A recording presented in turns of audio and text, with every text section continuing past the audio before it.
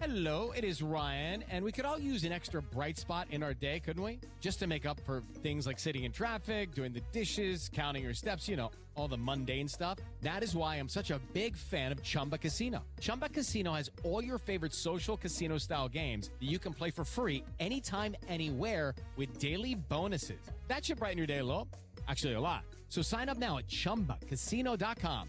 That's ChumbaCasino.com. No purchase necessary. VGW Group. Void where prohibited by law. See terms and conditions. 18 plus. Well, it's a big show. Ladies and gentlemen, coming on the show today, 7 foot tall, 383, I think still, from Aiken, South Carolina, the Big Show is here on the show. What's up, Big Show? You're killing me, Gentry. You're killing me. You can't call me the Big Show anymore. Oh, sorry. Paul No, White. it's all good. Paul White. There you go. See, isn't that such a bummer? Isn't that such a letdown? Like, oh, yeah, I don't work for WWE anymore, so I don't own that intellectual property, so I'm not allowed to call myself the Big Show. Gotcha. Well, what about a guy like me who's just a wrestling fan who just likes you and just doesn't know any better and just calls you the Big Show? I think the rules are, as long as I'm not using this to make money off it, I think people can call me whatever they want to. I'm sure you could call me, Captain Jackass if you wanted to. So I think we're good. So Paul White works for now.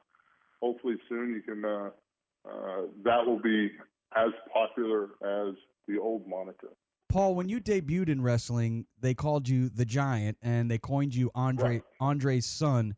And then I feel like it wasn't quickly. It was pretty quick after that. Then they started calling you Big Show. What was the history behind that? Well, those are different companies. Like I started in WCW, which is a different company, which is a Turner company, and they called me the Giant. Back when I started, no one used their real name because you had to have a gimmick name. That was just the way the industry was driven for so many years. Like most guys had gimmick names. Like Hulk Hogan was Terry Bollea. So to transfer to WWE, I first came out in WWE as Paul White, and back then I don't think they thought the name was something that they didn't like Paul White. They wanted to call me something different, and there was always the Monday Night Wars back then. So if I was one of the big first ones to move. So the Big Show, the initials to the Big Show are also TBS. So that was kind of part of the Monday Night Wars thing and stuff. I think that was a shot at TBS to call me the Big Show. So, and then now that I've left WWE and gone to AEW, I'm actually myself, which gives me a little bit more freedom to do things and actually build my own brand. Yeah, it's tough to build a brand and not own it. So, which is one of the things I'm excited about with the project I'm doing now. When you invest in something, invest time, you kind of want to own it. So that's why moving forward with Gen Zeros and what we're doing now in the NFT community, I understand the importance of owning your investment. So yeah, for sure. There you go. That makes sense. And I'm excited that you're at AEW because I have a close relationship with Shaq, who is a part owner of our company as well. And of course, he has some involvement at AEW because of his ties to Warner Media and Turner, and I know the two of you have been wanting to get into the ring and maybe kick some ass together. We need to do something. We need to get in the ring and wrestle, or do a movie together. We need to do something, man. It's funny. One of the things, like I get asked all the time, like what is one of your dream matches? I want to wrestle Shaq. I do, and not because I'm angry at him or. I mean, my God, let's be honest. How in the hell could you hate Shaq? Yeah, he's a big teddy bear. I'm teddy bear. He's a smart businessman. He gives back to the community. He's charitable. I mean, and he's just does so many positive things. You can't hate Shaq, So for me, it would be fun just to work with him and have fun with him. And he's such a big fan of wrestling in general that, it's one of those kind of things that the stars never really aligned for us to have that big singles match then. But there's opportunities now in the company I work for. I think now that something in the future will definitely happen. I'm going to mention it. I'm looking. Hopefully that will happen. I'm going to get in the big fella's ear and tell him that this has got to go down. I'm going to try to be the Don King of this matchup. Big Paul White against Big Shaq. So let's get it in. Tony and I procured the rights to use Captain Insano. So that's, I think, going forward, Paul White's going to flip over to Captain Insano here. So we're in the process of trying to make that happen right now. So it could be Shaq versus Captain Insano. And There then you it's a go. whole nother level. I can't Captain wait. Insano's going to be crazier than anything I've ever done. So I'm in process right now of prepping for that. So All right, Captain. a lot of exciting stuff happening. Tell us more about this live action NFT series, because I'm loving these NFTs. Like you said, you now can own your own property. Even musical artists are starting to drop their albums as NFTs. It's a really exciting time. You're involved with a company called Gen Zeros live action. Some people are confused by this NFT, even me a little bit. But explain exactly what's going on. Well, the vernacular to explain it's a part of the confusing part, because when people are parting with their money to buy something, they want to try to really understand what they're buying. When you're buying a physical product you hold in your hands, that makes sense to you, because, I hold this in my hand, I own this. But what we're doing is this is new stuff. So, and we know everything is going digital. What the advantage for everyone involved with an NFT type situation like this is you're owning a part of the show, but also the artists are also protected, because a lot of times the artists, and I see a lot of music people and a lot of people that are doing art, they're cutting out the people that basically take most of the profit. Like your big studios have all the influence. Like on your artists, artists make money, artists do. Well, let's be honest. The studios and the people doing it are the ones that really make the money off of it. And a lot of times the fans in the communities aren't getting a lot of influence with it too. Like, how many times have you seen your favorite show all of a sudden do a weird ass ending and you're like, or a weird angle, and you're like, why in the hell did that happen? It doesn't make any sense. Well, the part about Gen Zeros are like with that community, the community is involved because they're buying a piece of Gen Zeros. They're buying the opportunity to help influence a part of it, and they're also getting unique access with stuff. They're getting unique access with some of the collectible cars. They're getting unique access with the artwork. There's like 10 factions in Gen Zeros right now, which they're displaying that. That's kind of like the different houses in Game of Thrones. So there's 10 factions, so people will have the factions that they want to root for. There's going to be an opportunity for fans to really, as this grows, influence a lot of with their tokens, to influence a lot of the characters and their storyline. This is something we're taking very seriously, because we want our community to understand they're part of Gen Zeros. I was going to say, I highly recommend everybody go follow Gen Zeros on Instagram. They do have a gram. They're out there on social media, and you can find out more. Our guest, Paul White, the second, joining us here on the show, who is involved with Gen Zeros. We're excited about it. Yeah. I'm excited about it just as an actor, too, because for me, it's hard as, a 7 foot, 400-pound guy. It's hard to get a lot of roles where you can show a little bit of range, a little bit of depth as an actor, as a performer. Like I've done a lot of little things here and there in my career. I had a great time doing my TV show because I got to show a side of me as a fun, as a dad in that kind of environment with 3 daughters. So that was a great chance to explore a lot as an actor, as a performer. And there's so many, that show opened up a whole new audience for me. I have young girls now that are like, 8 to 14 that have no idea that I was a wrestler, other than I was one on the show that was retired. But they love, they love my daughters on the show. They love me as a dad. So that was a demographic that got opened up to me that's crazy. When I have like 10-year-old girls that are not wrestling fans that scream and freak out because I'm JJ's dad from the Big Show show. You know what I mean? Like it's cool to experience that new genre, to reach that new fan base. And as an entertainer, that's what you're trying to do. It's not a question of trying to be more famous. As an entertainer, you want to share your work with as many people as possible, different ventures. With Gen Zeros, now I'm getting involved in the digital community, which is a really tight community and a community that's growing, because we know the future with people buying legit digital real estate for metaverse and stuff like that. And a lot of your, secure investments are looking towards digital coin, like, Bitcoin and Ethereum and all these different, digital currencies that people are having a chance to invest in, like, the old story about the guy that paid $150,000 for 3 pizzas in Bitcoin or something like that. Like, if he had that now, he paid $300 million for pizza. So you never know where things are going in the future, but we know that it's moving forward. And this is where it's growing. We know that, the U.S. government's getting involved real heavily with digital currency and whatnot. So your bigger banks are getting involved with it. NFTs in some places are going to be able to buy real estate.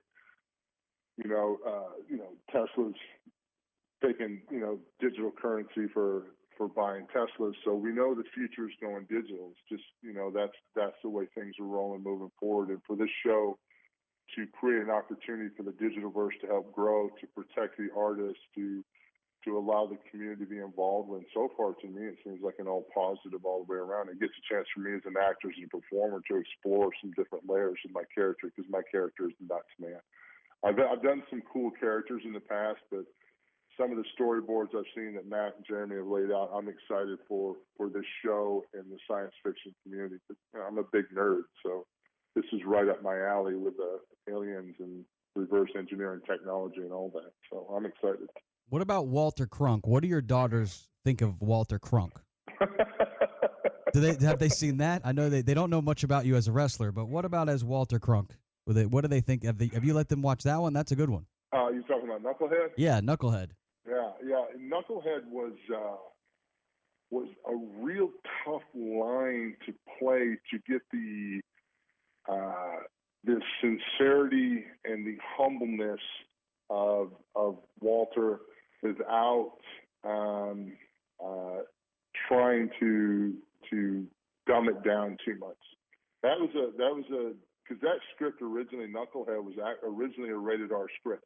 When I first got that script, that was originally rated R, and Mark Forstein's character was a real shyster and a real bad guy, and my character was a little bit not as innocent as we ended up turning into. My thing was because I had young kids, my biggest thing was trying to get things where the family could watch something together.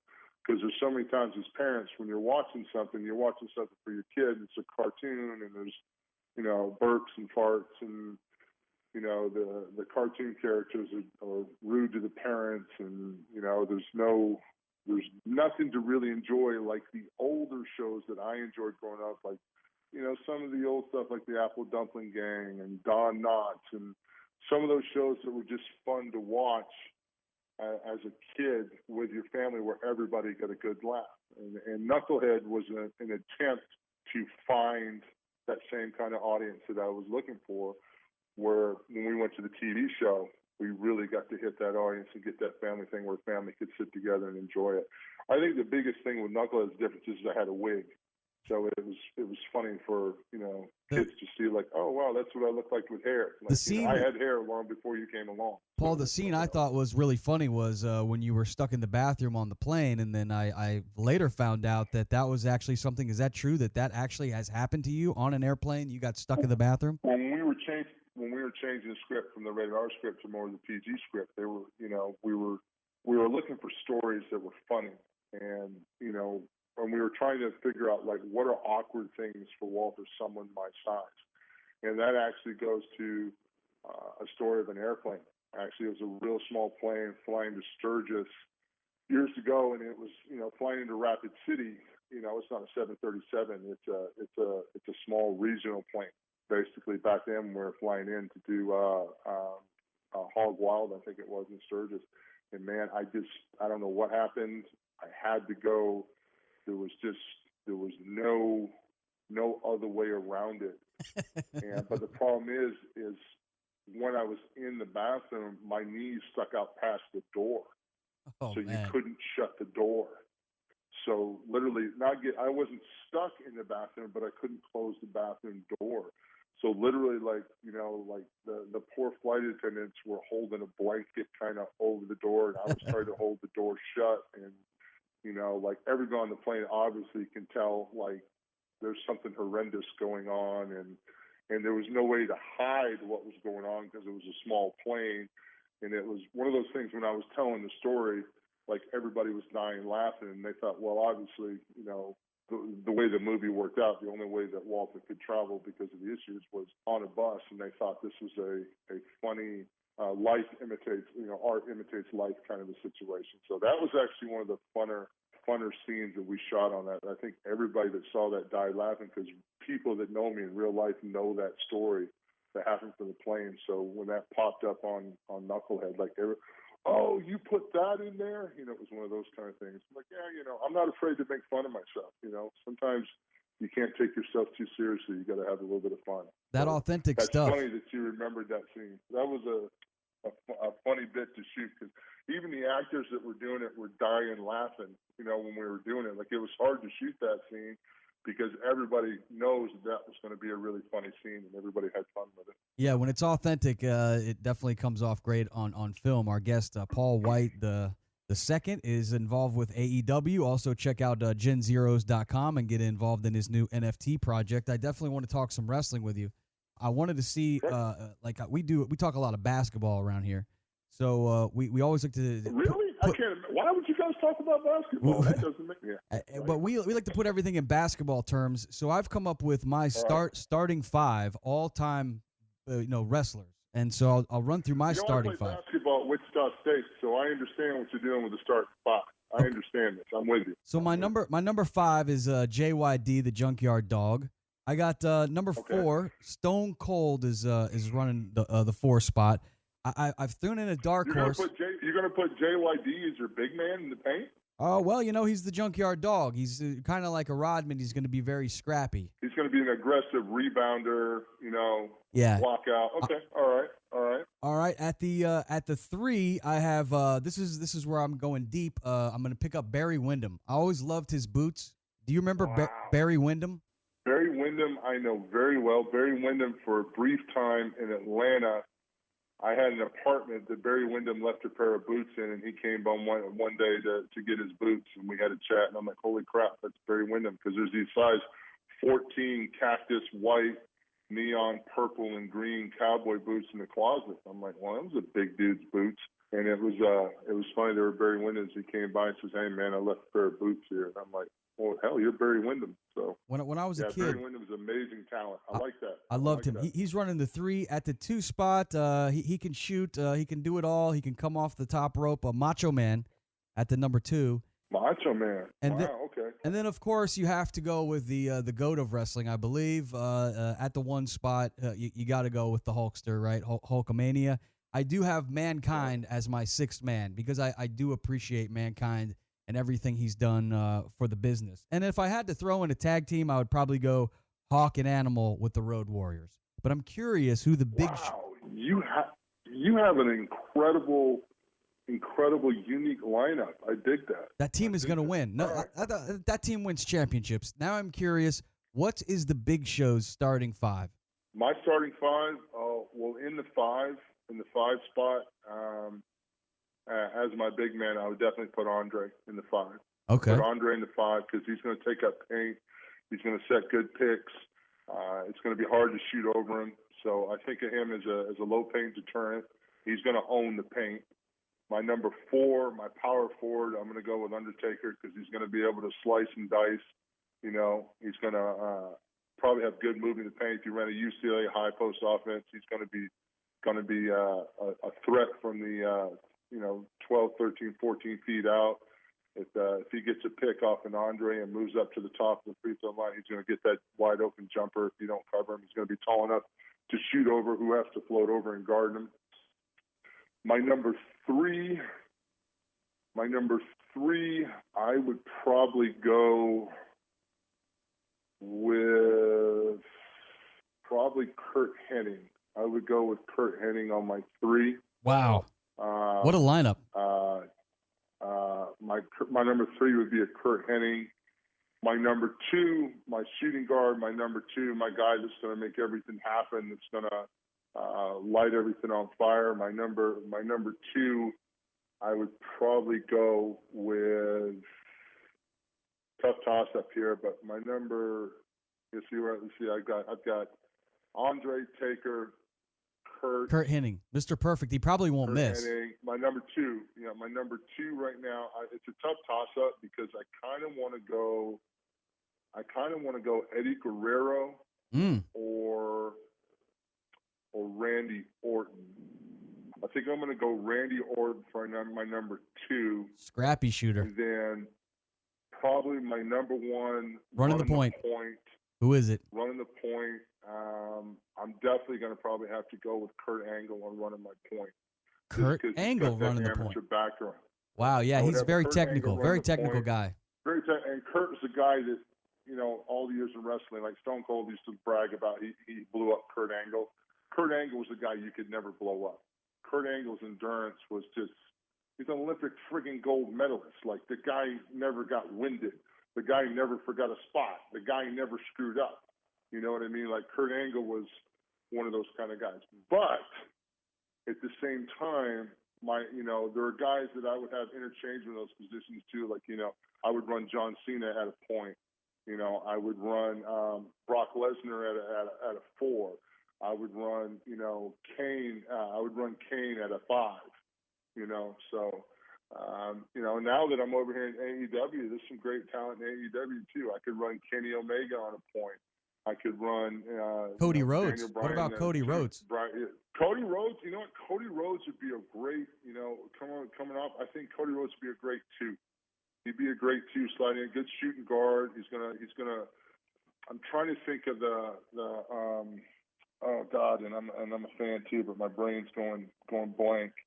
Cody Rhodes would come in on like a baseline 3-point shooter, kind of fade off to the side while the offense is running and drain that 3 just over and over. Maybe like a Paxton, like a John Paxton, something like that. We would just slide it on that baseline and get that 3. Plays well with the offense.